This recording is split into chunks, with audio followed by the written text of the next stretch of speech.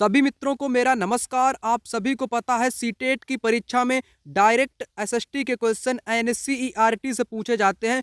इस वीडियो के माध्यम से आप लोगों को टॉप 200 ऐसे क्वेश्चन कराऊंगा जो एनसीईआरटी फैक्ट पर आधारित होंगे। कुछ क्वेश्चन पेपर में आपके फैक्ट से डायरेक्ट उठा लिए जाते हैं। जितने भी क्वेश्चन 8 फरवरी के दिन फैक्ट से पूछे जाएंगे तो यह वीडियो आप लोग देख लें ताकि सारे फैक्ट आपके एक ही वीडियो के माध्यम से क्लियर हो जाएं। तीनों क्लास की एनसीईआरटी हिस्ट्री, ज्योग्राफी, पॉलिटी के फैक्ट इस वीडियो के माध्यम से खत्म करेंगे। एक महामैराथन वीडियो आप लोगों के लिए रहेगी। क्या आप जानते हैं भारत की जनसंख्या का औसत घनत्व 382 व्यक्ति प्रति वर्ग किलोमीटर है। तो भारत की जनसंख्या का औसत घनत्व कितना है? 382 व्यक्ति प्रति वर्ग किलोमीटर है। ध्यान में रखना, यहाँ से 1-2 क्वेश्चन एग्जाम में पूछे जा चुके हैं। यहाँ पर बात करेंगे अगले प्रश्न की। क्या आप जानते हैं उभरते हुए उद्योग सनराइज उद्योग के नाम से भी जाने जाते हैं। उभरते हुए उद्योग के अंतर्गत सूचना प्रौद्योगिकी, स्वास्थ्य लाभ, सत्कार यानी कि इंटरव्यू, ज्ञान से संबंधित उद्योग शामिल किए गए हैं। ये बहुत महत्वपूर्ण है। यहाँ से 2 या 3 क्वेश्चन एग्जाम में पूछे जा चुके हैं, विभिन्न परीक्षाओं में भी पूछे गए। यहाँ पर क्वेश्चन है कि सनराइज उद्योग क्या होता है। जो तेजी से विकसित हो रहे उद्योगों को क्या बोलते हैं? सनराइज उद्योग बोलते हैं, जिसके अंतर्गत सूचना प्रौद्योगिकी को सम्मिलित किया गया है, स्वास्थ्य लाभ को सम्मिलित किया गया है, सत्कार और ज्ञान से संबंधित उद्योग इसी में शामिल किए गए हैं। चलिए आगे यहाँ पर बढ़ते हैं। क्या आप जानते हैं स्थानांतरित कृषि विश्व के विभिन्न भागों में विभिन्न नामों से जानी जाती है। झूमिंग उत्तर पूर्वी भारत में, मिल्पा मैक्सिको मध्य अमेरिका में, रोका ब्राजील में, लदांग मलेशिया में। यहाँ से एग्जाम में 4 से 5 क्वेश्चन पूछे जा चुके हैं, इसलिए ये जो मैंने आपको यहाँ पर बताया फैक्ट, ये बहुत इम्पोर्टेंट है और विभिन्न परीक्षाओं में भी कई बार पूछा गया है। सबसे पहले आपको पता होना चाहिए भारत में कर्तन दहन कृषि या स्थानांतरित कृषि को किस नाम से जानते हैं? झूमिंग के नाम से जानते हैं। मिल्पा कहाँ पर बोलते हैं? मैक्सिको और मध्य अमेरिका में। रोका ब्राजील में बोलते हैं। लादांग कहाँ पर बोलते हैं? मलेशिया में और इंडोनेशिया। मलेशिया और इंडोनेशिया में इसको लादांग के नाम से जाना जाता है। ये बहुत महत्वपूर्ण यहाँ पर फैक्ट दिया गया है। आगे बढ़ते हैं। आगे यहाँ पर है रोचक तथ्य जैविक कृषि के बारे में। इस प्रकार की कृषि में रासायनिक खादों के स्थान पर जैविक खाद और प्राकृतिक कीटनाशी का उपयोग किया जाता है। फसलों का उत्पादन बढ़ाने के लिए कोई आनुवांशिक रूपांतरण नहीं किया जाता है। यहाँ पर जैविक खाद का उपयोग किया जाता है। चलिए आगे यहाँ पर बात करेंगे पुरा स्थल की। पुरा स्थल से एग्जाम में 4 से 5 क्वेश्चन पूछे जा चुके हैं, जो कि हिस्ट्री से संबंधित फैक्ट आपको यहाँ पर बताने वाला हूँ। पुरा स्थल उस स्थान को कहते हैं जहाँ औजार, बर्तन और इमारतों जैसी वस्तुओं के अवशेष मिलते हैं। ऐसी वस्तुओं का निर्माण लोगों ने अपने काम के लिए किया था और बाद में वे उन्हें वहीं छोड़ गए, है ना। उसको क्या बोलते हैं? पुरा स्थल बोलते हैं। ये जमीन के ऊपर पाए जाते हैं, अंदर भी, और कभी कभी समुद्र और नदी के तल में भी पाए जाते हैं। इन पुरा स्थल के बारे में मैंने आपको यहाँ पर बताने का प्रयास किया है। एग्जाम में क्वेश्चन पूछा गया था यहाँ पर कथन वाला। किस प्रकार पूछा गया था? कथन वाला क्वेश्चन एग्जाम में यहाँ पर पूछा गया था। जैसा कि आप लोग यहाँ पर देख भी पा रहे होगे क्वेश्चन किस प्रकार से पूछा गया था, है ना। ये कहाँ कहाँ पर पाए जाते हैं? ये जमीन के ऊपर भी पाए जाते हैं, अंदर भी पाए जाते हैं, समुद्र और नदियों के तल में भी पाए जाते हैं, है ना। क्या पाए जाते हैं? पुरा स्थल पाए जाते हैं। चलिए आगे बात करेंगे। यहाँ पर दोस्तों बहुत महत्वपूर्ण फैक्ट यहाँ पर बताऊंगा। यहाँ से 5 से 6 क्वेश्चन सीटेट के एग्जाम में हर बार पूछे जाते हैं। चलिए बात करते हैं कृषि की। एक तो होता है एग्रीकल्चर, सेरीकल्चर, पीसीकल्चर, बीटीकल्चर और हार्टिकल्चर।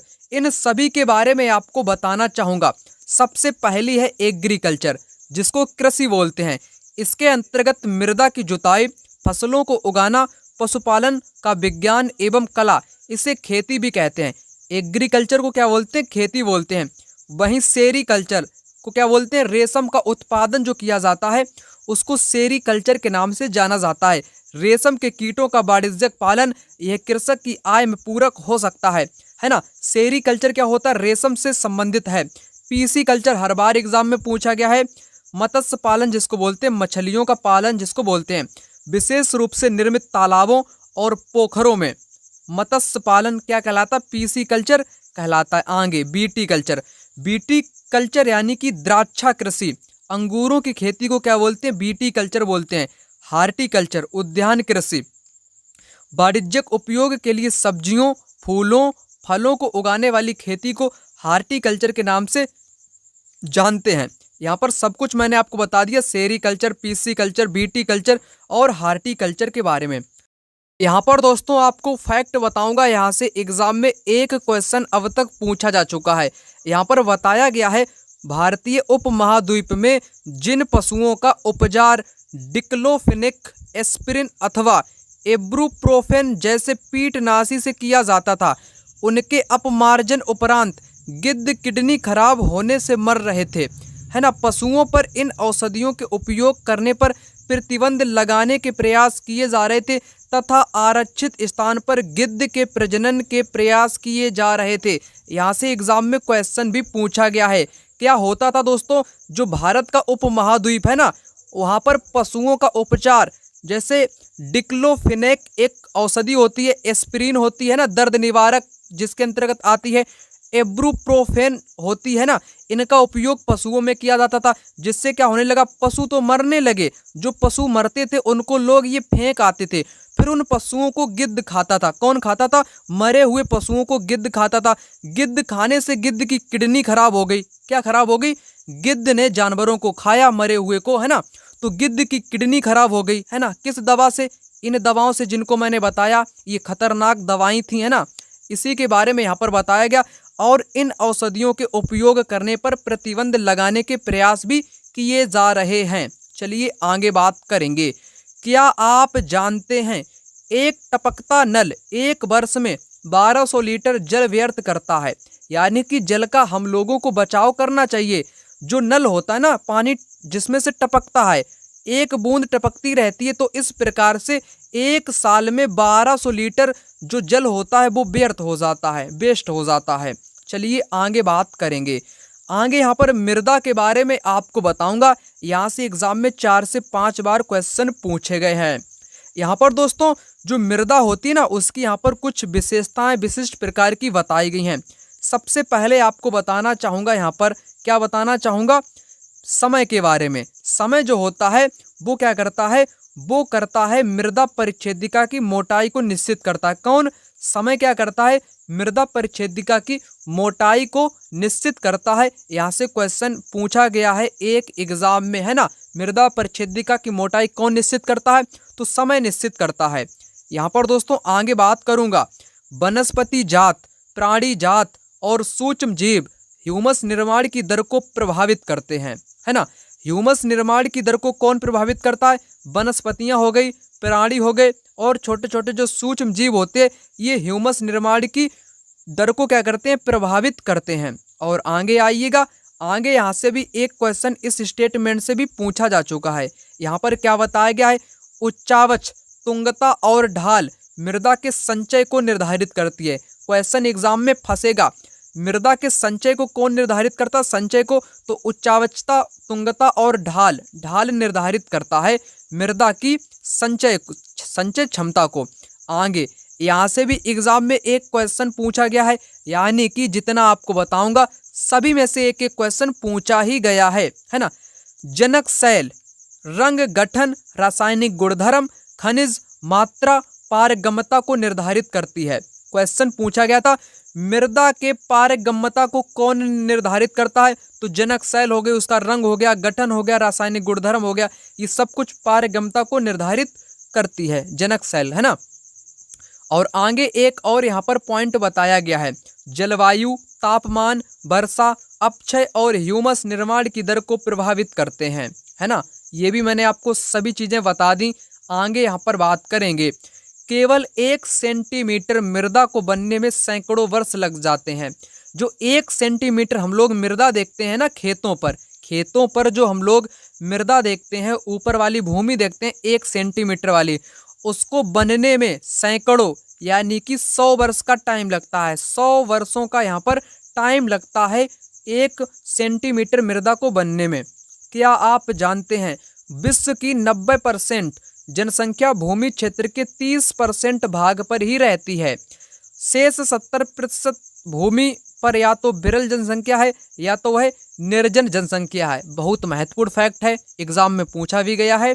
आपको क्या करना है, यहाँ पर जो विश्व की जो 19% जनसंख्या है, 90% जनसंख्या वो भूमि क्षेत्र पर रहती है, यानी कि भूमि पर रहती है। 90% जनसंख्या कहाँ पर रहती है? भूमि पर रहती है। और जो 70% भूमि है ना, वहाँ पर जनसंख्या कैसी है? विरल है, यानी कि वहाँ पर पहाड़ हैं, पर्वत हैं, है ना, नदियाँ हैं, वहाँ पर ये लोग रहते हैं। 70% वाले पहाड़ों पर भी लोग रहते हैं। क्रिकेट का सबसे अच्छा बल्ला सरपत बिलो पेड़ की लकड़ी से बनाया जाता है। इससे पहले आपको क्या पता था? क्या आप जानते हो? नहीं जानते हैं सर। क्रिकेट का जो बल्ला होता है ना, क्रिकेटर जिससे खेलते हैं ना क्रिकेट, तो उसका जो बल्ला होता है, बल्ले का निर्माण सरपत बिलो पेड़ की लकड़ी से बनाया जाता है। ये बहुत महत्वपूर्ण फैक्ट है, शायद इस बार एग्जाम में पूछ लिया जाए। चलिए आगे आपको यहाँ पर बताता हूँ। चीरू या तिब्बती एंटीलोप एक विलुप्त प्राय जीव है। इसका शिकार शाहतूश नामक इसके ऊन के लिए होता है, जो वजन में हल्का एवं अत्यधिक गर्म होता है। बहुत महत्वपूर्ण फैक्ट है यहाँ पर। किसी एक विलुप्त प्राय जीव जो कि चीरू या तिब्बती एंटीलोप का एक विलुप्त प्राय जीव है, इसका शिकार क्या होता है? शाहतूश नामक ऊन के लिए होता है। इसका वजन कैसा होता है? हल्का होता है और ये अत्यधिक गर्म होता है ना, एंटीलोप। चलिए आगे बात करेंगे। लद्दाख को खा पा चान भी कहते हैं, जिसका अर्थ होता है हिम भूमि। बड़ा ही महत्वपूर्ण फैक्ट है यहाँ पर। इससे पहले आपको पता ही नहीं होगा कि लद्दाख को दूसरे नाम से भी जानते हैं, खापा चान। क्या नाम से जानते हैं? खा पा चान से भी जानते हैं, जिसका अर्थ आपसे पूछ लिया जाए हिम भूमि हो सकता है। क्वेश्चन कैसे बनेगा? पहला कथन बनेगा, यहाँ पर पहले कथन में दिया जाएगा लद्दाख को खापा चान भी कहते हैं। दूसरा कथन दिया जाएगा जिसका अर्थ होता है हिम भूमि। तब आप बताओगे ए सही है या बी सही है। तब आप कहोगे कि दोनों यहाँ पर सही हैं। चलिए आगे बात करेंगे। आपको यह जानकर आश्चर्य होगा कि आज का सहारा रेगिस्तान एक समय में पूर्णतया हरा भरा मैदान था। सहारा की गुफाओं से प्राप्त चित्रों से ज्ञात होता है कि यहाँ नदियाँ तथा मगर पाए जाते थे। हाथी, शेर, जिराफ, शुतुरमुर्ग, भेड़, पशु तथा बकरियां सामान्यतः जानवर थे, परंतु यहाँ के जलवायु परिवर्तन ने इसे बहुत गर्म व शुष्क प्रदेश में बदल दिया। यहाँ से एग्जाम में 2 से 3 क्वेश्चन पूछे गए। कितने? 2 से 3 क्वेश्चन इसी मात्र फैक्ट से पूछे गए हैं, इसलिए आपको यहाँ पर सभी फैक्ट करा रहा हूँ। आपको यहाँ पर क्वेश्चन लगाकर भी दिखाना चाहूँगा। आप लोग क्वेश्चन को यहाँ पर देख पा रहे होंगे, जो कि रेगिस्तान से पूछा गया है। कथन ए और बी से यहाँ से पूछा गया है। पहले ये कैसा था? पूर्णतः हरा भरा मैदान था। क्यों था? क्योंकि यहाँ पर इतिहासकारों को हाथी, शेर, जिराफ, शुतुरमुर्ग के अवशेष या इनके चित्र मिले हैं, इसलिए कह सकते हैं कि ये पहले जमाने में एकदम हरा भरा मैदान था। तो यहाँ पर दोनों कथन आपके राइट आंसर हो जाएंगे, है ना। चलिए आगे बात करेंगे। आगे यहाँ पर बताया गया है सार्वभौमिक स्वच्छता कवरेज प्राप्त करने और स्वच्छता पर ध्यान केंद्रित करने के प्रयासों में तेजी लाने के लिए भारत के प्रधानमंत्री ने 2 अक्टूबर 2014 को स्वच्छ भारत मिशन का शुभारंभ किया था। यहाँ से क्वेश्चन बनेगा कि भारत में स्वच्छ भारत मिशन कब लागू किया गया था? 2 अक्टूबर 2014 को। 2 अक्टूबर को गांधी जयंती होती है ना, गांधी जी का जन्मदिन भी मनाया जाता है 2 अक्टूबर को। तो उसी दिन भारत के प्रधानमंत्री ने स्वच्छ भारत मिशन की स्थापना की थी। आपको यहाँ पर कमेंट बॉक्स में कमेंट करके बताना है किस प्रधानमंत्री, यानी कि किस प्रधानमंत्री ने, किस पीएम ने 2 अक्टूबर 2014 को स्वच्छ भारत मिशन का शुभारंभ किया था। आपको उस प्रधानमंत्री का नाम कमेंट बॉक्स में कमेंट करके बताना है अपनी पूरी ईमानदारी के साथ। आगे यहाँ पर है, क्या आप जानते हैं कर्तन एवं दहन से हर क्वेश्चन एग्जाम में पूछा जाता है। कर्तन दहन खेती से पूछा जाता है। इस पद्धति में किसान पहले वृक्षों एवं झाड़ियों को काटकर भूमि साफ करते हैं, फिर इनको जलाया जाता है, जिससे पोषक तत्व मिट्टी में मिल जाते हैं। इस साफ भूमि पर कुछ वर्षों तक फसल पैदा की जाती है, फिर इस भूमि को छोड़ दिया जाता है, फिर दूसरी भूमि को इसी प्रकार कर काट करके जलाया जाता है ना, फिर वहां पर खेती की जाती है। ये दरअसल 5 वर्षों पर खेती की जाती है। 5 वर्षों में स्थान बदल बदल कर की जाने वाली खेती को ही कर्तन दहन खेती के नाम से जानते हैं। कर्तन का मतलब होता है काटना, मतलब होता है काटना। दहन का मतलब होता है जलाना, काट कर जलाने वाली खेती को क्या बोलते हैं? कर्तन दहन खेती बोलते हैं। कर्तन दहन खेती का दूसरा नाम क्या है? स्थानांतरित स्थानांतरित खेती के नाम से भी इसी को ही जानते हैं। भारत में इसको उत्तर पूर्वी भारत में झूमिंग के नाम से भी जानते हैं, ब्राजील में रोका बोलते हैं, मिल्पा कहाँ बोलते हैं? मैक्सिको और अमेरिका में इसी खेती को बोलते हैं। ये जो कर्तन दहन खेती की जाती है ये अमेजन बेसिन में बहुत की जाती है। अमेजन बेसिन में ये खेती की जाती है। एग्जाम में यहाँ से क्वेश्चन भी पूछा गया है कि अमेजन बेसिन में कौन सी खेती की जाती है, तो कर्तन दहन खेती अमेजन बेसिन में की जाती है। इसमें क्या होता है? सबसे पहले पेड़ या पौधे होते हैं उनको काट दिया जाता है, काटने के बाद उनको जला दिया जाता है, जलाने के बाद जो राख बचती है ना, राख, वो उर्वरक का काम करती है, फिर फसल बोई जाती है। आगे, क्या आप जानते हैं ब्रोमीलायड एक विशेष प्रकार का पौधा है जो अपनी पत्तियों में जल को संचित रखता है। मेढक जैसे प्राणी इन जल के पॉकेट का उपयोग अंडा देने के लिए करते हैं। बहुत महत्वपूर्ण फैक्ट है, यहाँ से एग्जाम में क्वेश्चन पूछा गया है। क्या पूछा गया है? यहाँ से एग्जाम में क्वेश्चन पूछा गया है। क्वेश्चन यहाँ पर पूछा गया है ब्रोमाइड से, जो कि क्या है? एक पौधा है जो अपनी पत्तियों को जल को संचित रखता है। मेढक जो होता है ना, जल के पॉकेट का उपयोग अंडा देने के लिए करता है। बहुत महत्वपूर्ण बात है, यहाँ से एग्जाम में क्वेश्चन भी पूछा गया है। आगे यहाँ पर है आपका सुनामी। जापानी भाषा का एक शब्द है जिसका अर्थ है पोताश्रय तरंगे, क्योंकि सुनामी आने पर पोताश्रय नष्ट हो जाते हैं। पहली बात आपको पता होनी चाहिए, क्या पता होनी चाहिए? जब सुनामी आती है तब पोताश्रय जो होते हैं ना, वो क्या हो जाते हैं? वो नष्ट हो जाते हैं, वो खत्म हो जाते हैं। इसलिए सुनामी जापानी भाषा का एक शब्द है जिसका अर्थ क्या है? पोताश्रय तरंगे, जिसका अर्थ होता है सुनामी का जापानी भाषा में। चलिए आगे बात करेंगे। 22 मार्च को विश्व जल दिवस के रूप में मनाया जाता है जब जल संरक्षण की विभिन्न विधियों को प्रबलित किया जाता है ना। तो पहली बात आपको पता होनी चाहिए, यहाँ पर 22 मार्च को क्या मनाया जाता है? विश्व जल दिवस मनाया जाता है 22 मार्च को। आगे, डू यू नाउ, क्या आप जानते हैं इजराइल के मृत सागर में 340 ग्राम प्रति लीटर लवणता होती है। तैराक इसमें प्लव कर सकते हैं क्योंकि नमक की अधिकता इसे संगन बना देती है। यहाँ से दोस्तों कितने क्वेश्चन पूछे गए हैं? यहाँ से अब तक एग्जाम में 2 क्वेश्चन पूछे गए हैं, क्योंकि मैंने आपको यहाँ से भी क्वेश्चन कराए हैं, है ना। क्वेश्चन पूछा गया था कि जो मृत सागर में तैराक तैर सकते हैं। क्यों तैर सकते हैं? क्योंकि नमक की अधिकता इसको संघन बना देती है। इजराइल में क्या है? इजराइल में एक मृत सागर है। मृत का मतलब ये मत समझना कि वो मर गया, है ना, ये मत समझना। उसका नाम ही है मृत सागर, जिसमें 340 ग्राम प्रति लीटर लवणता का मतलब नमक कह लो या बिल्कुल खारा, कतई खारा पानी पाया जाता है, ठीक है ना। इसलिए तैराक इसमें पिलव का मतलब तैर सकते हैं, इसलिए तैरने वाले व्यक्ति इसमें तैर सकते हैं। क्यों तैर सकते हैं? नमक की अधिकता इसको संघन बना देती है, इसलिए तैर सकते हैं, ठीक है। चलिए यहाँ पर आगे बात करते हैं। जब वायु गर्म होती है तो फैलती है। जब वायु क्या होती है? गर्म होती है, तब वो क्या करती है? तब वो फैलने लगती है और हल्की होकर ऊपर उठती है। ठंडी वायु संघन और भारी होती है, इसलिए इसमें नीचे रहने की प्रवृत्ति होती है। गर्म वायु के ऊपर उठने पर आसपास के क्षेत्रों से ठंडी वायु रिक्त स्थान को भरने के लिए वहां आ जाती है। इस प्रकार वायु चक्र चलता रहता है। तो वायु चक्र के बारे में मैंने आपको बताया।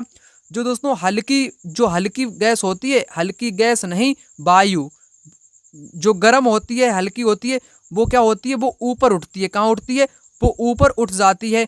जो दोस्तों ठंडी होती है, जो भारी होती है, वो कहाँ पर रहती है? वो दोस्तों नीचे रहती है, नीचे बैठ जाती है।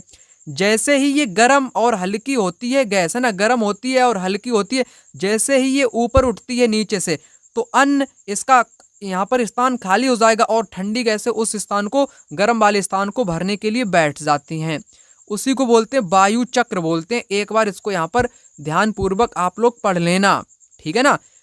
वायु जब गर्म होती है तो फैलती है और हल्की होकर के ऊपर उठती है ना। ठंडी वायु कैसी होती है, बाहरी होती है, इसलिए ये नीचे रहने की प्रवृत्ति होती है।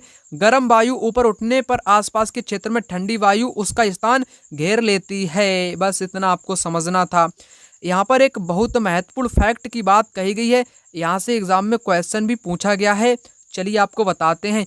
क्या आप जानते हैं कि चांद पर वायु नहीं है?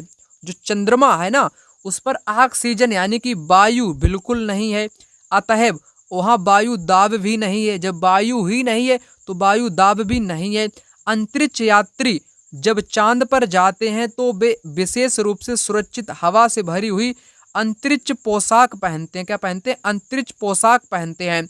यदि वे इस अंतरिक्ष पोशाक को ना पहने तो अंतरिक्ष यात्रियों के शरीर द्वारा विपरीत बल लगने के कारण उनकी रक्त शिराएं फट सकती हैं, जिससे अंतरिक्ष यात्री रक्त स्रावित हो सकते हैं।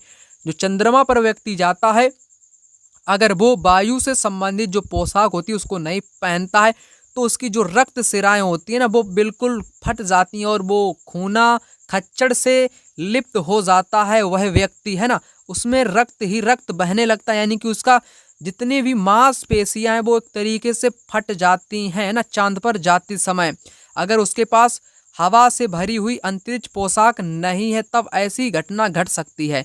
ये भी फैक्ट बहुत ही महत्वपूर्ण है, शायद आपको इससे पहले पता हो, नहीं पता होगा ना आपको। चलिए आगे बात करेंगे। तापमान को मापने की मानक इकाई डिग्री सेल्सियस है। इसका आविष्कार एंडर्स सेल्सियस ने किया था। सेल्सियस पैमाने पर जल 0 डिग्री सेल्सियस पर जमता है और 100 डिग्री सेल्सियस पर उबलता है। ठीक है, पहली बात आपने समझ ली। 0 पर क्या होता है? जम जाता है। और 100 पर क्या होता है? 100 पर बिल्कुल उबलने लगता है, उबलता है 100 पर। ठीक है, तापमान को मापने की मानक इकाई को क्या कहते हैं? डिग्री सेल्सियस कहते हैं। इसका आविष्कार एंडर्स ने किया था, एंडर्स सेल्सियस ने किया था, इसलिए इसका नाम भी सेल्सियस रख दिया गया। वैज्ञानिक का नाम याद रखना, एंडर्स सेल्सियस। एंडर्स सेल्सियस ने तापमान मतलब कि आविष्कार किया था इसके मापने की मानक इकाई का, सेल्सियस का। आगे, डू यू नाउ, क्या आप जानते हैं पवन का नाम उसके आने की दिशा के आधार पर निर्धारित होता है। उदाहरण के लिए पश्चिम से आने वाली पवन को पश्चिमी या पछुआ पवन के नाम से भी जानते हैं। ठीक है, आगे बढ़ते हैं। आगे यहाँ पर है दोस्तों, डू यू नाउ बरसट के दूसरे रूप हिम, सहिम, वृष्टि तथा ओला हैं। ठीक है, बरसट के दूसरे रूप क्या है? हिम यानी कि बर्फ है, सहिम वृष्टि है और ओला जो कि बरसट के ही दूसरे रूप होते हैं। यहाँ पर महत्वपूर्ण पॉइंट आपको बताने वाला हूँ, जहाँ से हर बार एग्जाम में यहाँ से 2 से 3 क्वेश्चन पूछे जा चुके हैं। भूकंप का मापन एक यंत्र से किया जाता है जिसे भूकंप लेखी कहते हैं। क्या कहते हैं? भूकंप लेखी कहते हैं। भूकंप की तीव्रता रिक्टर स्केल पर मापी जाती है।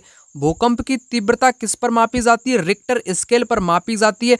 जिस भूकंप की तीव्रता 2.0 अथवा उससे कम होती है तो उसका प्रभाव ना के बराबर होता है, यानी कि नहीं के बराबर होता है। जिसकी तीव्रता कितनी होती है? 2 होती है। जिस भूकंप की तीव्रता 5 होती है वह वस्तुओं के गिरने से क्षति पहुंचा सकता है।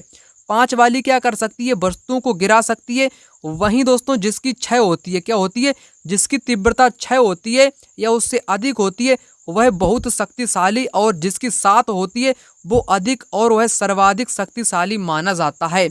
तो यहाँ पर ये उसकी तीव्रता के बारे में भी मैंने आपको यहाँ पर बता दिया। ठीक है ना। चलिए आगे बात करेंगे। आगे यहाँ पर बताया गया है भूकंपीय तरंगे 3 प्रकार की होती हैं। पी तरंगे, अनुदैर्घ्य तरंगे जिनको बोलते हैं। एस तरंगे, अनुप्रस्थ तरंगे बोलते हैं। एल तरंगे जिनको पृष्ठीय तरंगों के नाम से जाना जाता है। एग्जाम में यहाँ से पूछा गया है भूकंप की तरंगे कितने प्रकार की होती हैं। यहाँ से पूछा गया था कि भूकंप की तरंग इनमें से कौन नहीं है। यहाँ पर ये आपकी 3 दी गई थी, एक आपका वहाँ पर गलत दिया गया था, उसी को आपको यहाँ पर बताना था। तो यहाँ से भी एग्जाम में क्वेश्चन पूछा गया है। आगे, जीवाश्म, सेलों की परतों में दबे मृत पौधों एवं जंतुओं के अवशेषों को जीवाश्म कहते हैं। क्या बोलते हैं? जैसे हजारों या करोड़ों वर्ष पहले पृथ्वी पर जो उथल फुथल होता है, जिसमें पेड़ पौधे जीव जंतु दब जाते हैं, बाद में रासायनिक अभिक्रियाओं या दबाव या ताप के कारण वो खनिज में परिवर्तित हो जाते हैं, पेट्रोलियम तेल में बदल जाते हैं, तो वो क्या होते हैं? वो आपके जीवाश्मी ईंधन होते हैं। जीवाश्म का मतलब होता है जीवों के अंश, जैसे जंतुओं के अवशेष हो गए, मृत पौधों के अवशेष हो गए, वही होता है जीवाश्म। आगे आगे यहाँ पर है, डू यू नाउ, पृथ्वी के आयतन का केवल 1% हिस्सा ही पर्पटी है। तो पर्पटी कितना है? पर्पटी जो कि ऊपरी परत होती है पृथ्वी की, वो कितना हिस्सा है? 1% है। 84% क्या है? मेंटल है। 15% हिस्सा क्रोड का है। पृथ्वी की त्रिज्या 6371 किलोमीटर है। ठीक है ना, 3 से 4 फैक्ट यहाँ पर कन्फर्म हो चुके हैं। पृथ्वी की त्रिज्या 6371 है। पर्पटी का भाग 1%, 84% मेंटल का, 15% हिस्सा क्रोड का है। यहाँ से एग्जाम में क्वेश्चन भी पूछा जा चुका है। चलिए आगे बात करेंगे। विश्व की सबसे गहरी खान दक्षिण अफ्रीका में स्थित तथा इसकी गहराई लगभग 4 किलोमीटर है। तेल की खोज में इंजीनियर 6 किलोमीटर गहराई तक खोद चुके हैं।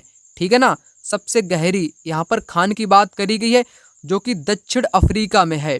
आगे और यहाँ पर दोस्तों, इसके पृथ्वी तक केंद्र पहुँचने के लिए आपको समुद्र की सतह पर 6000 किलोमीटर गहराई तक खोदना पड़ेगा, तब आप समुद्र की जितनी गहराई होती है उतना पहुँच पाओगे, 6000।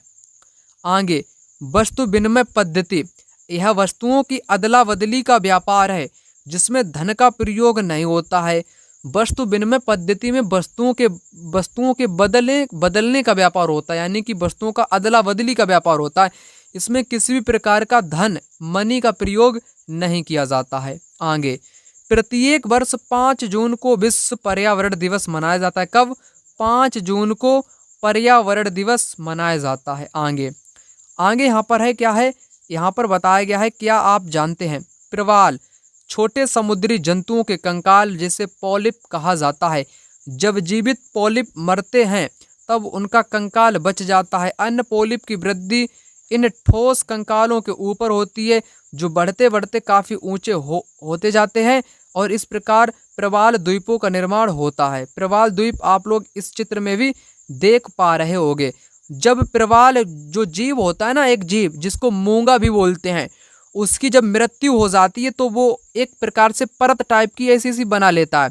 फिर दूसरे जो जीव होते हैं फिर वो अपना घर इनके ऊपर बनाने लगता है ना। इस प्रकार धीरे धीरे ये उठने लगते हैं, यानी कि इनका ऊंचाई बढ़ जाती है इन कंकालों की। यही आपका प्रवाल कहलाता है ना। प्रवाल क्या होता है? प्रवाल भित्ति। आप लोग जानते हो कि प्रवाल भित्ति, क्या जानते हो कि प्रवाल भित्ति ही मैं आपको यहाँ पर बता रहा हूँ। आप लोग जानते हो कि दुनिया की सबसे बड़ी प्रवाल भित्ति कौन सी है? The great barrier reef. The great barrier reef दुनिया की सबसे विशाल प्रवाल भित्ति मानी जाती है। चलिए आगे यहाँ पर बात करेंगे। क्या आप जानते हैं, डू यू नाउ, गंगा एवं ब्रह्मपुत्र नदियाँ विश्व के सबसे बड़े डेल्टा का निर्माण करती हैं जिसे सुंदरवन डेल्टा कहा जाता है। इस डेल्टा की आकृति त्रिभुजाकार है। डेल्टा स्थल वह भाग है जो नदी के मुहाने पर बनता है। जहाँ नदियाँ समुद्र में प्रवेश करती हैं उस जगह को नदी का मुहाना कहा जाता है। तो बड़ी महत्वपूर्ण लाइन है, यहाँ से एग्जाम में क्वेश्चन पूछा गया है कि सुंदरवन डेल्टा का निर्माण कौन कौन सी नदियाँ करती हैं? तो गंगा और ब्रह्मपुत्र 2 ही नदियाँ सुंदरवन डेल्टा का निर्माण करती हैं। और डेल्टा की आकृति कैसी है? आकृति इसकी त्रिभुजाकार है। इस प्रकार से आकृति है, यानी कि त्रिभुज के आकार जैसी इसकी आकृति है।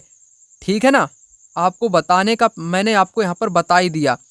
क्या आप जानते हैं बड़े देश जिनका विस्तार पूरब से पश्चिम की ओर बहुत अधिक होता है, वहाँ पूरे देश का मानक समय 1 नहीं होता है, यानी कि वहाँ पर मानक समय 1 से अधिक अपनाए जाते हैं। संयुक्त राज्य अमेरिका में 7 मानक समय को अपनाया गया है, वहीं कनाडा में 6 को मानक समय अपनाया गया है। यहाँ से एग्जाम में क्वेश्चन पूछा गया था कि दुनिया में 1 से अधिक मानक समय क्यों अपनाए जाते हैं? कारण क्या है दोस्तों?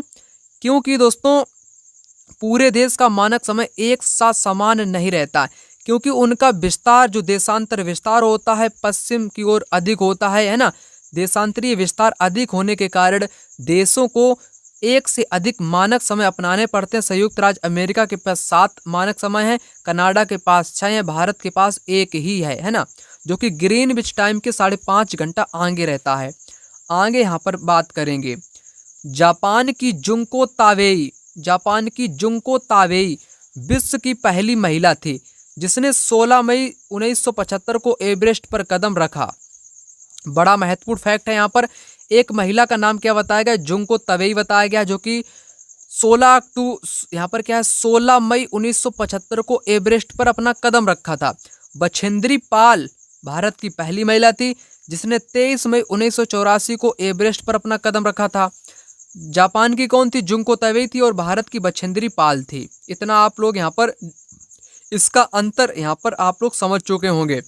आगे बात करेंगे न्यूजीलैंड के एडमंड हिलेरी तथा भारत के तेनजिंग नोर्गे शेरपा 29 मई 1953 को पृथ्वी के सबसे ऊंचे शिखर माउंट एवरेस्ट पर चढ़ने वाले पहले व्यक्ति थे।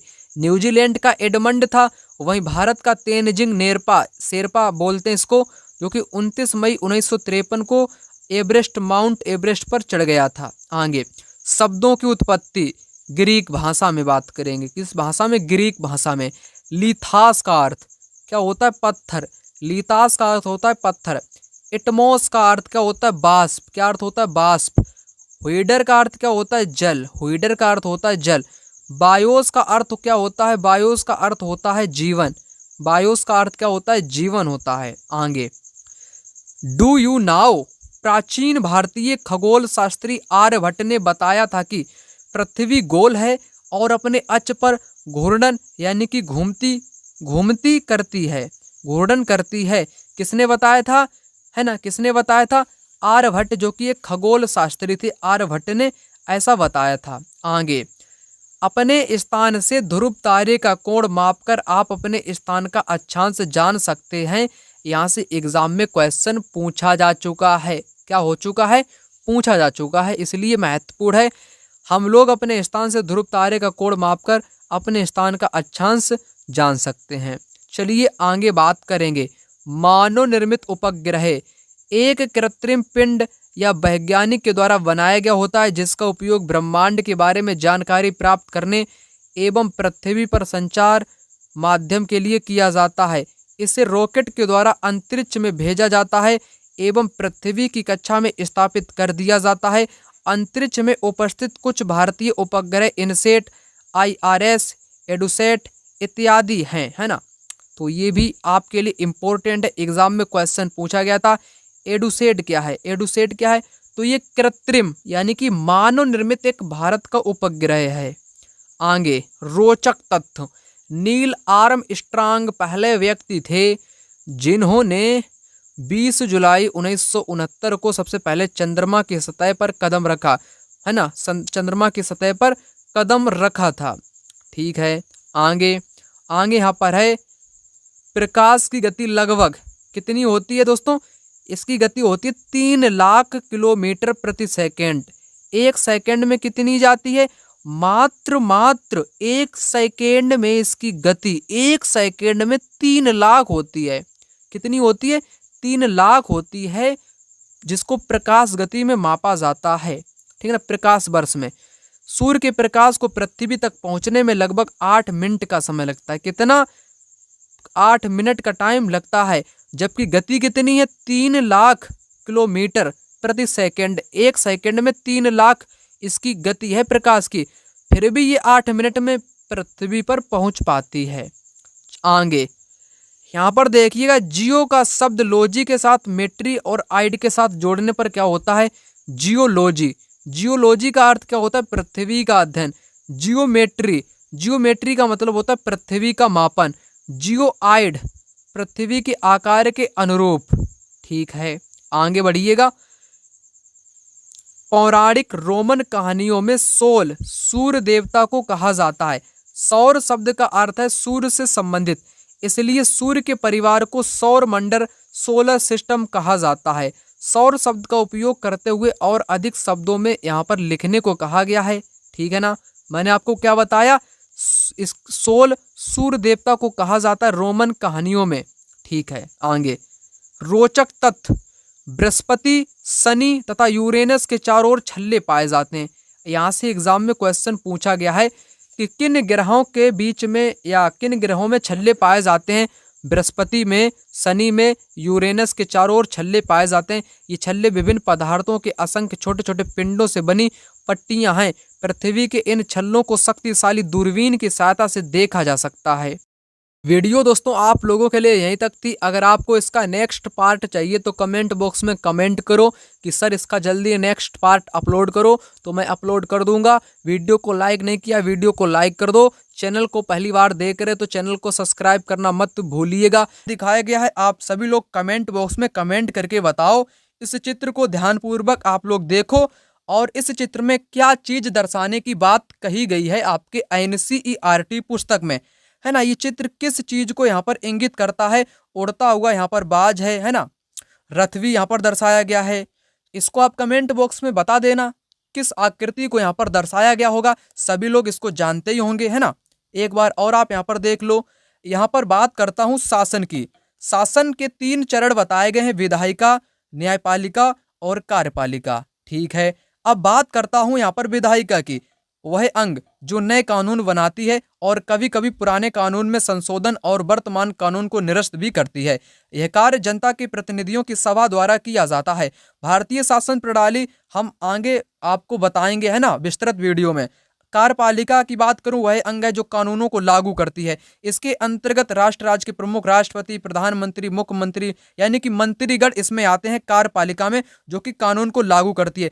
कानून बनाती कौन है? विधायिका कानून को बनाती है। आगे है यहाँ पर न्यायपालिका, जो कि न्याय से संबंधित होती है।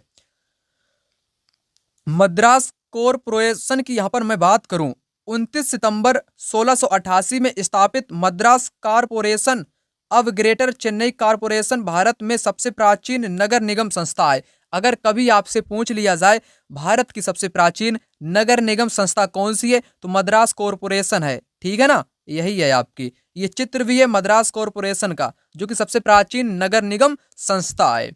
आगे यहाँ पर सबसे महत्वपूर्ण, अब आपको यहाँ पर चीजें कुछ बताना चाहूंगा जो अक्सर हर बार किसी ना किसी एग्जाम में पूछी ही जाती हैं। प्राथमिक गतिविधियां, द्वितीयक गतिविधियां और तृतीयक।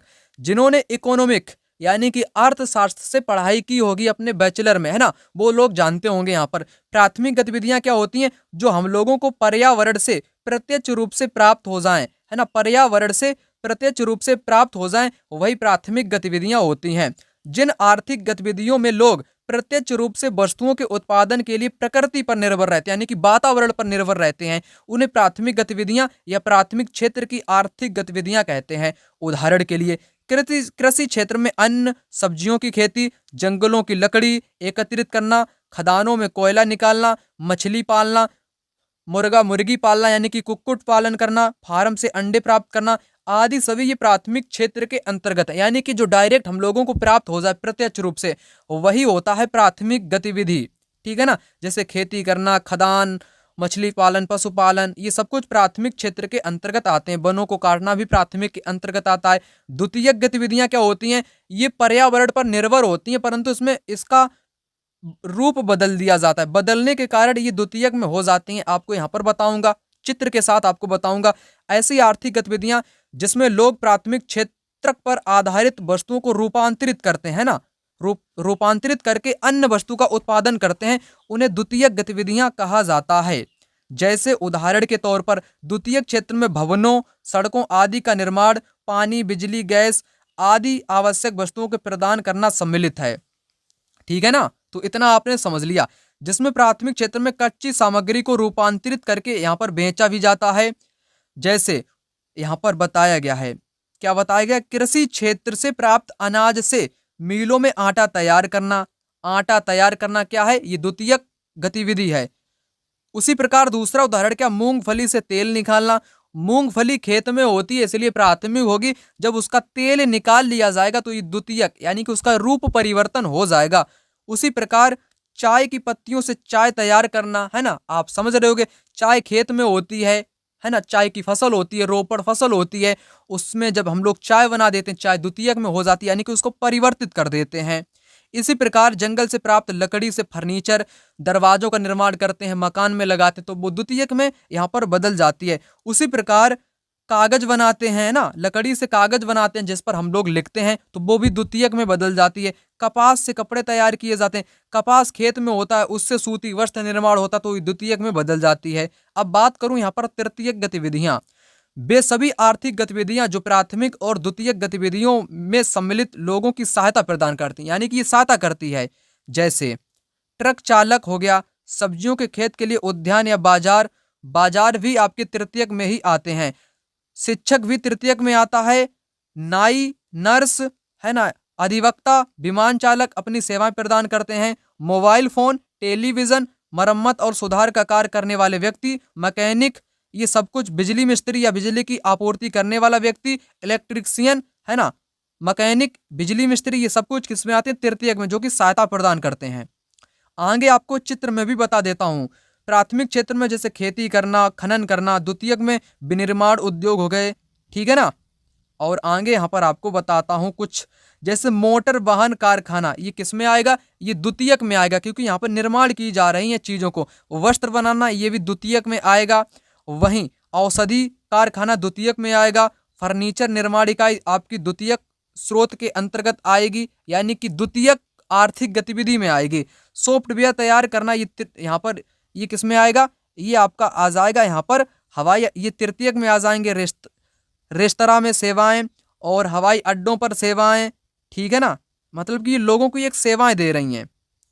आगे यहाँ पर है निम्नलिखित को सुमेल करो, यानी कि मिलान करो। चलिए मिलान करते हैं। मिलान करके आपको बताता हूँ। गर्भगृह क्या होता है? जहाँ पर मंदिर में देवी देवताओं की प्रतिमा रखी जाती है, देवी देवताओं की मूर्ति स्थापित करने की जगह को गर्भगृह कहते हैं। प्रदक्षिणा पथ होता है, स्तूप के चारों ओर वृत्ताकार पथ, ठीक है। मंदिर में लोग इकट्ठा होने की जगह को मंडप कहते हैं। हर बार एग्जाम में पूछा जाता है। स्तूप क्या होता है? स्तूप एक प्रकार का टीला होता है। क्या होता है? स्तूप एक प्रकार का टीला होता है। शिखर का मिलान होगा गर्भगृह के ऊपर की लंबाई के निर्माण में। आगे यहाँ पर है आपका शून्य। शून्य का मतलब जीरो, जीरो, जीरो। अंकों का प्रयोग सबसे पहले होता था, पर अब भारत के गणितज्ञों ने शून्य के लिए एक नए चिन्ह का आविष्कार किया है। गिनती की यह पद्धति अरबों द्वारा अपनाई गई है, तब यूरोप में भी फैली, आज भी पूरी दुनिया में प्रयोग में लाई जाती है, ठीक है। आयुर्वेद के बारे में यहाँ पर कुछ बताया गया है। यहाँ पर बताया गया है किसके बारे में? दो प्रसिद्ध चिकित्सक थे, एक थे चरक, ठीक है ना, दूसरे थे सुश्रुत। चरक द्वारा कौन सी रचना करी गई? चरक संहिता औषधि शास्त्र में उल्लेखनीय पुस्तक है। अपनी रचना सुश्रुता में सुश्रुत ने शल्य चिकित्सा की विधियों को यहाँ पर बताया, यानी कि दो रचनाएं हैं। एक व्यक्ति कौन है? एक चरक है जिसने चरक संहिता लिखी, दूसरा है सुश्रुत, सुश्रुत संहिता उन्होंने यहाँ पर लिखी। आगे ये बहुत महत्वपूर्ण है, यहाँ से एग्जाम में क्वेश्चन भी पूछा गया है। एक तमिल महाकाव्य मणिमेखलई, जो करीब 1400 साल पहले सत्यनार व्यक्ति के द्वारा लिखा गया था। इसमें कोवलम तथा माधवी की बेटी की कहानी है, ठीक है, इतना समझ लिया आपने। आगे यहाँ पर क्या है? करीब 1800 साल पहले प्रसिद्ध तमिल महाकाव्य शिल्पदिकारम, ये तमिल शब्द है शिल्पदिकारम, की रचना इलांगो नामक कवि ने करी। किसने? इलांगो ने की। इसमें कोवलम नाम के एक व्यापारी की कहानी है। वह पुहार में रहता था। अपनी पत्नी कनगी की उपेक्षा कर वह एक नर्तकी माधवी से प्रेम करने लगा। बाद में वह कनगी पुहार छोड़कर मदुरै चले गए। वह पांड्य राजा के दरबारी जौहरी ने कोवलम पर चोरी का झूठा आरोप लगाया, जिस पर राजा ने उसे प्राण दंड दे दिया। कन्नगी, जो अभी भी उससे प्रेम करती थी, इस अन्याय के कारण दुख और रोष से भर गई। उसने मदुरै शहर का विनाश कर डाला। बड़ा बढ़िया कहानी यहाँ पर बताई गई है, इलांगो के द्वारा लिखी गई है। शिल्पदिकारम किसकी कहानी है? कोवलम और एक महिला कनगी की यहाँ पर प्रेम कहानी बताई गई है। ये जो पुरुष था, ये दूसरी महिला से प्रेम करने लगा, तो इसने इसको यहाँ पर राजा के द्वारा मृत्युदंड दिलवा दिया। मृत्युदंड हो गए तो इस कनगी ने पूरे शहर को ही विनाश कर दिया, यानी कि खत्म कर दिया। बड़ा बढ़िया कहानी बताई गई यहाँ पर। पल्लव, चालुक, पुलकेशिन द्वितीय की परिस्थितियां यहाँ पर आपको बताना चाहूंगा, कुछ महत्वपूर्ण चीजों को, ठीक है। पल्लवों का राज्य उनकी राजधानी कांचीपुरम के आसपास क्षेत्र, यानी कि पल्लवों की राजधानी कांचीपुरम थी, ठीक है ना, लेकर के कावेरी नदी डेल्टा तक फैला था ये क्षेत्र। जबकि चालुक्यों का राज कृष्णा और तुंगभद्रा नदियों के बीच में था। चालुक्यों का राज कृष्णा और तुंगभद्रा नदियों के बीच में था। चालुक्यों की राजधानी ऐहोल थी। चालुक्य राजा एक हुआ पुलकेशिन द्वितीय, और उसका एक दरबारी कवि हुआ था रवि कीर्ति, जिसने उसकी प्रस्तुति लिखी थी, ठीक है ना, रवि कीर्ति की। चलिए आगे बात करते हैं हर्षवर्धन और हर्षचरित की। हर्षवर्धन एक राजा हुआ करता था, ठीक है ना, एक ऐसा राजा था जिसने करीब 1400 साल पहले शासन किया था। उसके दरबारी कवि बाणभट्ट था, जिसने संस्कृत में उसकी जीवनी हर्षचरित को लिखा था, ठीक है ना। हर्षचरित में चीनी यात्री हुएन त्सांग जिनके बारे में मैंने आपको पहले ही बताया था, ये हर्षवर्धन के काल में आया था। आगे रेशम मार्ग और कुषाण। कुछ शासक इसके बड़े बड़े हिस्सों पर अपना नियंत्रण करना चाहते थे। किस मार्ग पर? रेशम मार्ग पर, क्योंकि इस रास्ते पर यात्रा कर रहे व्यापारियों से उन्हें कर, शुल्क तथा तोहफे के जरिए लाभ मिलता था। इसके बदले ये शासक इन व्यापारियों को अपने राज्य से गुजरते वक्त लुटेरों के आक्रमणों से सुरक्षा करते थे। सिल्क रूट पर नियंत्रण करने वाले शासकों में सबसे प्रसिद्ध शासक कुषाण थे। तो रेशम का मार्ग यानी कि सिल्क रूट पर सबसे पहले नियंत्रण किसने किया था? तो सबसे पहले नियंत्रण किया था कुषाणों ने। करीब 2000 साल पहले, कितने साल पहले? 2000 साल पहले मध्य एशिया पश्चिमोत्तर भारत पर इनका शासन था। किनका? कुषाणों का था। पेशावर और मथुरा इनके दो मुख्य शक्तिशाली केंद्र थे। तक्षशिला भी केंद्र हुआ करता था, ठीक है ना। फिर धीरे धीरे क्या हुआ, इनके शासन काल में ही सिल्क रूट की एक शाखा मध्य एशिया से होकर सिंधु नदी के मुहाने के पत्तनों तक जाती थी। फिर यहाँ के जहाजों द्वारा रेशम पश्चिम की ओर रोमन साम्राज्य तक पहुंचता था। रोमन साम्राज्य तक पहुंचता था किस जरिए? रेशम मार्ग यानी कि सिल्क रूट के जरिए। आगे गांव में कौन रहा करता था? तमिलनाडु वाले क्षेत्र में। इस उपमहाद्वीप के दक्षिणी तथा उत्तरी हिस्सों में अधिकांश गांवों में कम से कम 3 तरह के लोग रहते थे।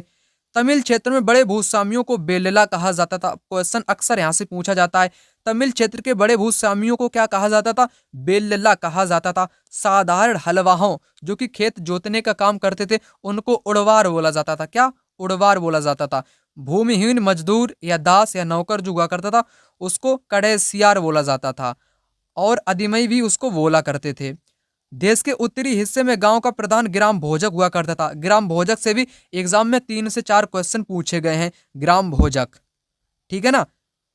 अक्सर एक ही परिवार के लोग इस पद पर कई पीढ़ियों तक रहा करते थे, ग्राम भोजक के पद पर, ठीक है ना, यानी कि आनुवांशिक था पद। ग्राम भोजक के पद आमतौर पर गांव का ये सबसे बड़ा कौन था? भूस्वामी हुआ करता था। साधारणतः इनकी जमीन पर इनके दास या नौकर मजदूर काम किया करते थे। अतिरिक्त प्रभावशाली ये था, ये कभी कभी कर भी वसूला करता था, कभी कभी पुलिस का भी ये कार्य कर लिया करता था। नजराना क्या है? जहां कर नियमित ढंग से इकट्ठे किए जाते थे वही नजराना अनियमित रूप से भी संभव हो इकट्ठा किया जाता था। ऐसे नजराने विविध पदार्थों के रूप में प्रायः ऐसे लोगों से लिए जाते थे जो स्वेच्छा से इसे देते थे। नजराना एक प्रकार का क्या है? टैक्स है। टैक्स यानी कि कर है, जो कि व्यक्ति स्वेच्छा यानी कि अपनी इच्छा से देता था, कोई इसमें जबरन वसूला नहीं जाता था, ठीक है। आगे है बुद्ध ने शिक्षा दी कि यह जीवन कष्टों और दुखों से भरा हुआ है, और ऐसा हमारी इच्छा और लालसाओं जो हमेशा पूरी नहीं हो सकती हैं के कारण होता है। कभी कभी हम जो चाहते हैं वह प्राप्त कर लेने के बाद भी संतुष्ट नहीं होते हैं एवं और अधिक अथवा अन्य वस्तुओं को पाने की इच्छा करने लगते हैं। बुद्ध ने इस लिप्सा को तन्हा यानी कि तृष्णा कहा। बुद्ध ने शिक्षा दी कि आत्म संयम अपनाकर हम ऐसी लालसा से मुक्ति अपना सकते हैं। बहुत बढ़िया यहाँ पर बात कही गई है। ये सभी व्यक्तियों को यहाँ पर अपनानी पड़ेगी, है ना, अपनानी पड़ेगी, तभी वो एकदम शांत प्रवृत्ति से रह पाएंगे। तो यहाँ से भी एग्जाम में क्वेश्चन अक्सर पूछा जाता है। अन्य एग्जाम में भी, टीचिंग एग्जाम में भी बहुत सारे क्वेश्चन इन्हीं लाइनों से पूछे गए हैं। तो बुद्ध ने क्या बताया? जो हमारा जीवन है ना, ये कष्टों और दुखों से भरा है। काहे के लिए दुख आते हैं? काहे के लिए कष्ट आते हैं, तो उन्होंने कारण भी बताया कि हमारी जो इच्छाएं हैं, लालसाएं, ये कभी खत्म नहीं होती हैं। जितना हम लोगों को धन मिलेगा, हम चाहेंगे कि और अधिक मिल जाए। अधिक अधिक के चक्कर में हमारे अंदर क्या होने लगता है, कष्ट और दुखों का यहाँ पर उत्पन्न होता है। यानी कि सब कुछ आता है हमारी इच्छा या लालसाओं की वजह से। ये किसने बताया है? ये बताया है बुद्ध ने, है ना, गौतम बुद्ध ने बताया है। और बुद्ध ने बताया कि हम लोग इससे मुक्ति कैसे पा सकते हैं। मुक्ति पाने के लिए बुद्ध ने शिक्षा दी कि आत्म संयम, यानी कि ध्यान करो। क्या करो? ध्यान करो, योग करो, साधना करो, तो इनसे हम लोग मुक्ति पा सकते हैं, बुद्ध ने कही है। चलिए यहाँ पर आगे बात करता हूँ। आगे आपको कुछ स्त्रियों के नाम यहाँ पर बताऊंगा। गार्गी, अपाला, घोषा, मैत्रेयी, ये स्त्री हैं, 3 से 4, है ना। ये इंपॉर्टेंट हैं, हर बार एग्जाम में किसी ना किसी रूप में पूछ ली जाती हैं। ये विद्वान महिलाएं थी वैदिक काल के दौरान, है ना। वैदिक काल के दौरान की जो महिलाएं थी, है ना, विद्वान थी। गार्गी थी, अपाला थी, घोषा थी, मैत्रेयी थी, है ना। ये महिलाएं हैं कुछ, आप लोग यहाँ पर ध्यान रखेंगे। नालंदा कहाँ पर पड़ता है? बिहार में पड़ता है, ठीक है। शिक्षा के एक विशिष्ट केंद्र भी था नालंदा। ह्वेन-त्सांग तथा अन्य तीर्थयात्रियों ने उस समय सबसे प्रसिद्ध बौद्ध विद्या केंद्र नालंदा बिहार में अध्ययन किया। तो एक ह्वेन-त्सांग था जिसके बारे में मैंने आपको बताया था ना, जो कि हर्षवर्धन के दरबार में आया था। इसने बौद्ध ग्रंथों को अपनाया या अध्ययन किया था, नालंदा आया था, नालंदा यूनिवर्सिटी में ये बंदा यहाँ पर पढ़ा था। यहाँ के शिक्षक योग्यता तथा बुद्धि में सबसे आगे थे। बुद्ध के उपदेशों का वह पूरी ईमानदारी से पालन किया करते थे। मठ के नियम काफी सख्त थे जिन्हें सबको मानना पड़ता था। पूरे दिन वाद विवाद चलते ही रहते थे जिससे युवा और वृद्ध दोनों ही एक दूसरे की मदद करते थे। विभिन्न शहरों के विद्वान अपनी शंकाएं दूर करने यहाँ आते थे। नए आगंतुकों से पहले द्वारपाल ही कठिन प्रश्न पूछते थे। उन्हें अंदर लाने की अनुमति तभी मिलती थी जब वे द्वारपाल को सही उत्तर दे पाते थे। 10 में से 7-8 सही उत्तर नहीं दे पाते थे। बताओ कितना कठिन यहाँ पर था। 7-8 सही उत्तर नहीं दे पाते थे, 1-2 ही सही उत्तर यहाँ पर दे पाते थे। यहाँ पर मैंने बात की ह्वेन-त्सांग की, जो कि नालंदा में पढ़ने के लिए आया था। आगे यहाँ पर मैं बात करूंगा महाजनपद की, ठीक है ना। महाजनपद काल के दौरान कर वसूला जाता था। महाजनपदों के राजा विशाल किले बनाते थे, बड़ी सेना रखते थे, इसलिए उन्हें प्रचुर संसाधनों की आवश्यकता होती थी। इसके लिए उन्हें कर्मचारियों को भी नियुक्त करना पड़ता था, यानी कि आवश्यकता पड़ती थी। अतः महाजनपद के राजा लोगों द्वारा समय समय पर लाए गए उपहारों पर निर्भर न रहकर अब नियमित रूप से कर वसूला करते थे। तो नियमित रूप से कर वसूला करते थे। फसलों पर भी कर वसूला करते थे। कारीगर यानी कि श्रमिक पर भी कर वसूला करते थे। पशुपालकों पर भी कर वसूला करते थे। यह जानवर के उत्पाद के रूप में भी कर देना पड़ता था। दूध, दही, मट्ठा, है ना। व्यापारियों को भी समान यहाँ पर कर देना पड़ता था। आखेटक संग्राहक जो जंगल से प्राप्त वस्तुएं हुआ करती थी उसको भी राजा को यहाँ पर देना पड़ता था, यानी कि सभी को यहाँ पर कर देना पड़ता था। ये क्वेश्चन इतना इंपॉर्टेंट है, बहुत इंपॉर्टेंट है ये क्वेश्चन। पीसीएस के एग्जाम में भी पूछा गया है। अन्य teaching exam DSSB, BPSC, TRE, CTET exam में 3 से 4 बार पूछा गया है। तो इंपॉर्टेंट है ये लाइनें जो मैं आपको यहाँ पर फैक्ट वाली चीजें बता रहा हूँ। आगे यहाँ पर क्वेश्चन है आपका वर्ड व्यवस्था से संबंधित। वैदिक काल, यानी कि वैदिक काल के दौरान क्या था, उस दौरान 4 वर्ग हुआ करते थे, सामाजिक 4 वर्ग, ब्राह्मण, क्षत्रिय, वैश्य और शूद्र। चलिए आपको बताता हूँ। ब्राह्मणों का काम वेदों का अध्ययन, अध्यापन और यज्ञ करना था, जिनके लिए उन्हें उपहार मिलता था। क्षत्रियों का काम युद्ध करना और लोगों की रक्षा करना था। वैश्यों के काम खेती, पशुपालन और व्यापार करना था। शूद्रों का काम अन्य तीनों वर्गों की सेवा करनी थी। किन किन की? ब्राह्मण, क्षत्रिय, वैश्य की। ठीक है ना। ये वैदिक काल का यहाँ पर क्या था, यहाँ पर ये था सामाजिक वर्ग। आगे इनाम गांव के बारे में अक्सर एग्जाम में क्वेश्चन पूछा जाता है। इनाम गांव भीमा की सहायक नदी घोड़ के किनारे बसा हुआ है। इस जगह पर 3600 से पहले 2700 पहले यहाँ पर लोग रहते थे। यहाँ वयस्क लोगों को प्रायः गड्ढे में सीधा लिटाकर दफनाया जाता था। उनका सिर उत्तर की ओर होता था। कई बार उन्हें घर के अंदर भी दफनाया जाता था। ऐसे बर्तन जिनमें शायद खाना या पानी हो तो वो भी दफनाए गए शव के साथ रख दिए जाते थे। ये था यहाँ पर इनाम गांव के बारे में, जो कि बढ़िया कहानी थी। जैन क्या है? जैन शब्द जिन शब्द से निकला है, जिसका अर्थ है विजेता।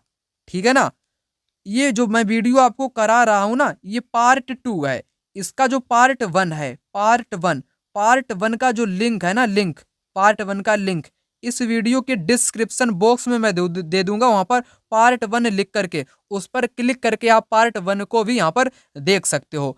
चैनल को अगर पहली बार आप लोग देख रहे हो तो सब्सक्राइब कर लेना, जरूर से जरूर इस चैनल को भी आप सब्सक्राइब कर लेना, वीडियो को भी लाइक कर देना, कमेंट बॉक्स में कमेंट भी कर देना। एक बौद्ध ग्रंथ से ज्ञात होता है, क्या ज्ञात होता है? जिस तरह महासागरों से मिलने वाली नदियों की अलग अलग पहचान समाप्त हो जाती है, ठीक उसी तरह बुद्ध के अनुयायी जब भिक्षुओं की श्रेणी में प्रवेश करते हैं तो वे अपना वर्ण, श्रेणी, परिवार सब त्याग देते थे, सब कुछ त्याग देते थे। आगे यहाँ पर आपको करना क्या? सुमेल करना है। सूक्त का मतलब होता है अच्छी तरह से बोला गया, ठीक है ना। रथ जो हुआ करते थे इनका युद्ध में प्रयोग किया जाता था। महापाषाण जो कि सजाए गए पत्थर होते हैं। दास का मतलब गुलाम, नौकर होता है। यज्ञ का प्रयोग अनुष्ठान के लिए किया जाता था। ठीक है ना। चलिए आगे बढ़ते हैं। आगे यहाँ पर है किसके बारे में यहाँ पर बताया गया है? यहाँ पर बताया गया है मुहर और मुद्रांकन या मुहरबंदी के बारे में। मुहरबंदी के बारे में यहाँ पर बताया गया है। मुहरों का प्रयोग सामान से भरे उन डिब्बों या थैलों को चिन्हित करने के लिए किया जाता होगा जिन्हें एक जगह से दूसरी जगह भेजा जाता था। थैले को बंद करने के बजाय उनके मुहानों पर गीली मिट्टी पोत कर उन पर मुहर लगाई जाती थी। मुहर की छाप को मुहरबंदी कहते थे। अगर यह छाप टूटी हुई नहीं होती थी तो यह साबित होता था कि सामान के साथ कोई छेड़छाड़ नहीं हुई है। तो समझ लो कहानी। जैसे मुहरें प्राचीन काल में एक जगह से दूसरी जगह पर भेजी जाती थी। जो इसका मुख होता था इस पर मिट्टी, गीली जो मिट्टी होती थी उसको यहाँ पर पोत दिया जाता था। अगर ये मिट्टी छूट जाए यानी कि यहाँ से हट जाए तो समझ लेना कि सामान के साथ यहाँ पर गड़बड़ी हुई है। अगर मिट्टी वैसी की वैसी ही लगी है, उस पर मुहर भी मिट्टी पर लगी हुई है, तो वो समझ लेना कि सामान में कुछ भी गड़बड़ी यहाँ पर नहीं हुई है। आगे यहाँ पर क्या है? भारत के संविधान के अनुच्छेद 15 के अंश। चलिए यहाँ से एग्जाम में बहुत क्वेश्चन पूछे जाते हैं, हर बार पूछे जाते हैं। धर्म, मूल वंश, जाति, लिंग या जन्म स्थान के आधार पर विभेद का प्रतिषेध यहाँ पर किया गया अनुच्छेद 15 में। राज्य किसी नागरिक के विरुद्ध केवल धर्म, मूल वंश, जाति, लिंग, जन्म स्थान या इनमें से किसी के आधार पर कोई विभेद नहीं करेगा।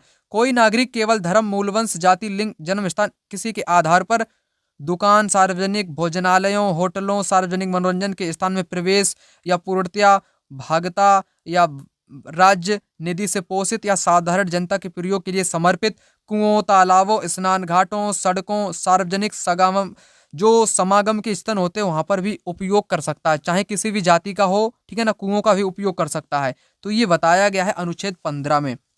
भारतीय आयुर्विज्ञान परिषद आयुर्विज्ञान नैतिक संहिता कहता है कि जहां तक संभव हो सके प्रत्येक चिकित्सकों को औषधियों के जेनेरिक नाम ही उपचार पर्ची में लिखने चाहिए और सुनिश्चित करना चाहिए यह युक्त और उपयुक्त के रूप में हो। यहाँ पर कोस्टा रिका एक अमेरिका में पड़ता है। कोस्टा रिका को मध्य अमेरिका का सबसे स्वस्थ देश माना जाता है ना। इसका मुख्य कारण उनके संविधान में निहित है। कई वर्षों पहले कोस्टा रिका ने एक बहुत महत्वपूर्ण निर्णय लिया था। वे देश में सेना नहीं रखेंगे। वे देश में क्या नहीं रखेंगे? वे देश में यहाँ पर सेना नहीं रखेंगे, ठीक है ना। इससे उन्हें सेना पर व्यय किए जाने वाले धन को लोगों की शिक्षा, स्वास्थ्य, अन्य आधारभूत जरूरतों पर खर्च करने में मदद मिली। कोस्टा रिका की सरकार मानती है कि देश के विकास के लिए देश का स्वस्थ होना बहुत जरूरी है, ठीक है ना। यहाँ पर सेना को नहीं रखा गया था। आगे यहाँ पर बताया गया है नादिर शाह का दिल्ली पर आक्रमण। नादिर शाह एक ऐसा व्यक्ति था पूरे इतिहास में जिसने बहुत बहुत बहुत लूटा, भारत को बहुत लूटा। किसी भी शासक ने इतना नहीं लूटा था, ऐसा इतिहासकारों के द्वारा बताया जाता है। 1739 में इसने दिल्ली पर क्या कर दिया? आक्रमण कर दिया, विध्वंस कर दिया। उसका वर्णन समकालीन प्रेक्षकों ने किया था। इनमें से एक मुगल कोष से जिस तरह धन लूटा गया था उसका वर्णन इस तरह से किया गया है। 60 लाख रुपए, कई हजार सोने के सिक्के, लगभग 1 करोड़ रुपए सोने के बर्तन, लगभग 50 करोड़ रुपए के गहने, जवाहरात, अन्य चीजों ले गया, जिससे जिनमें से कुछ तो इतनी बेशकीमती थी कि दुनिया में उनका मुकाबला कोई नहीं कर सकता था। जैसे तख्ते ताउस यानी कि मयूर सिंहासन भी ये ले गया था। नादिर शाह चुरा ले गया था भारत से तख्ते ताउस यानी कि मयूर सिंहासन को भी, ठीक है ना। तो अब बड़ी दर्दनाक हालत में आ गए थे। कभी भरपूर आदर इज्जत दी जाती थी, अब उन्हें प्यास बुझाने के लिए पानी भी नहीं मिलता था, ठीक है ना। ऐसा यहाँ पर दिल्ली का वर्णन देखने को मिलता है नादिर शाह के कारण। आगे यहाँ पर है चौथ, जो कि मराठा सम्राट है ना, वहां पर ये चलता था मराठा साम्राज्य में। चौथ, जमींदारों द्वारा वसूले जाने वाले भूराजस्व का 25% दक्कन में इनको मराठा वसूला करते थे, 25%। सरदेश मुखी, दक्कन में मुख्य राजस्व संग्रहकर्ता को दिए जाने वाले भूराजस्व का 9 से 10% हिस्सा। आगे यहाँ पर बताया गया है, किसके बारे में बताया गया है, नैनार और अलवार। नैनार किसके उपासक थे, ये शिव के उपासक थे। वहीं अलवार किसके उपासक थे, ये विष्णु के उपासक थे, ठीक है। आइए आगे बात करता हूँ। कुल मिलाकर 63 नैनार ऐसे थे जो कुम्हार, आप्रस्य, कामगार, किसान, शिकारी, सैनिक, ब्राह्मण, मुखिया जैसे अनेक सामाजिक पृष्ठभूमि में पैदा हुए थे। उनमें सर्वाधिक प्रसिद्ध अपार, समंदर, सुंदरार और मणिकवक सागर। उनके गीतों का संकलन है तेवरम और तिरुवाचिकम। ये नैनार संतों के यहाँ पर ये कुछ गीत बताए गए हैं। अपार, समंदर ये व्यक्ति आप लोग यहाँ पर इनको याद कर सकते हो, क्योंकि ये नैनार संत हैं। क्या हैं, ये नैनार संत हैं। अलवार संत 12 थे, जिसमें से पेरी अलवार, उनकी पुत्री अंडाल, तोंडर डिप्पड़ो अलवार, नम्मा अलवार, ठीक है ना। ये नाम तमिल में हैं, कैसे नाम है, कुछ कठिन यहाँ पर लिखे हैं। जैसे इसमें कुल प्रसिद्ध व्यक्ति आप लोग याद रखना, यहाँ से कथन कारण वाला एक क्वेश्चन एग्जाम में मेरे हिसाब से पूछा गया है। ये व्यक्ति आप ऊपर वाले याद कर लेना नैनार के बारे में, और नीचे वाले ये हैं अलवार के बारे में। पेरिये अलवार, उनकी पुत्री अंडाल, तोंडर डिपोडी अलवार, नमनाल अलवार, है ना। गीत दिव्य प्रबंधम, एग्जाम में एक क्वेश्चन पूछा गया था मेरे हिसाब से, दिव्य प्रबंधम किसका ग्रंथ है, तो ये अलवार संतों का ये ग्रंथ है। चलिए आगे यहाँ पर बात करते हैं जाति पर विचार विमर्श। ये जो लाइनें मैं आपको बताने वाला हूँ, यहाँ से एग्जाम में क्वेश्चन भी पूछा जा चुका है। उय्या कोंडन उदयार, 12वीं शताब्दी के अभिलेख में ब्राह्मणों की सभा का वर्णन किया गया है। वे रथकरों यानी कि रथ बनाने वाले व्यक्तियों की सामाजिक स्थिति पर विचार विमर्श करते हुए दिखाई पड़ते हैं। तो एग्जाम में क्वेश्चन कैसा पूछा गया था, किस अभिलेख में कैसे पूछा गया था, उय्या कोंडन उदयार अभिलेख में किन व्यक्तियों की सामाजिक आर्थिक स्थिति का वर्णन किया गया है। राइट आंसर था वहां पर रथकर, यानी कि रथ को बनाने वालों की सामाजिक स्थिति का यहाँ पर विचार विमर्श किया गया है उय्या कोंडन उदयार अभिलेख में, ठीक है ना। आगे यहाँ पर क्या है, 1236 में सुल्तान इल्तुतमिश की बेटी रजिया सिंहासन पर बैठी। उस युग के इतिहासकार मिनहाज ए सिराज ने स्वीकार किया कि वह अपने सभी भाइयों से अधिक योग्य और सक्षम थी, लेकिन फिर भी वह एक रानी को शासक के रूप में मान्यता नहीं दे पा रहा था। दरबारी जन भी उसके स्वतंत्र रूप से शासन करने की कोशिशों से प्रसन्न नहीं थे। 1240 में उसे सिंहासन से हटा दिया गया। तो एग्जाम में एक क्वेश्चन पूछा गया है, जो रजिया थी, रजिया अपने भाइयों से अधिक योग्य और सक्षम थी, किसने कहा, मिनहाज ए सिराज ने बताया।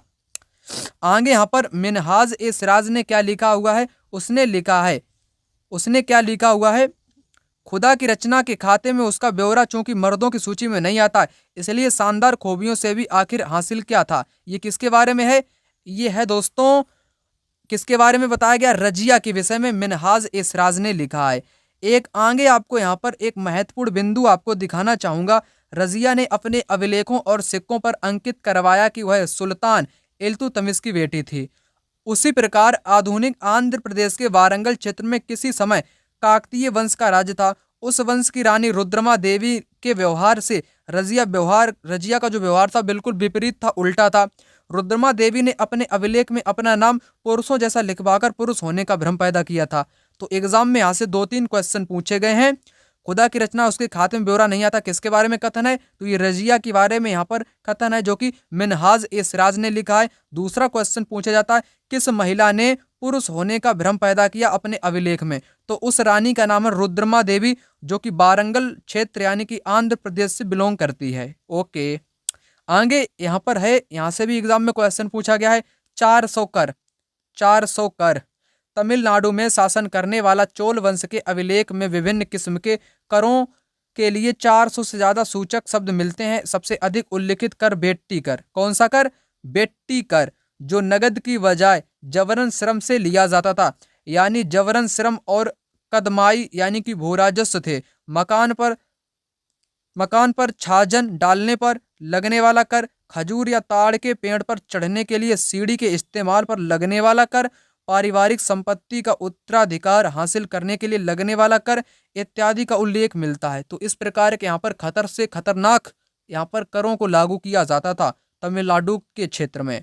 ठीक है ना दोस्तों, वीडियो यहीं तक है। इस वीडियो को आप लोग ज़्यादा से ज़्यादा अपने दोस्तों के साथ यहाँ पर क्या करोगे, इस वीडियो को लाइक तो करोगे ही करोगे, उसी के साथ इस वीडियो को शेयर भी अपने 10-15 मित्रों के साथ शेयर कर देना। सब्सक्राइब भी इस चैनल को आप लोग कर लेना अगर पहली बार आप लोग इस चैनल पर विजिट कर रहे हो। मिलते हैं दूसरी वीडियो में।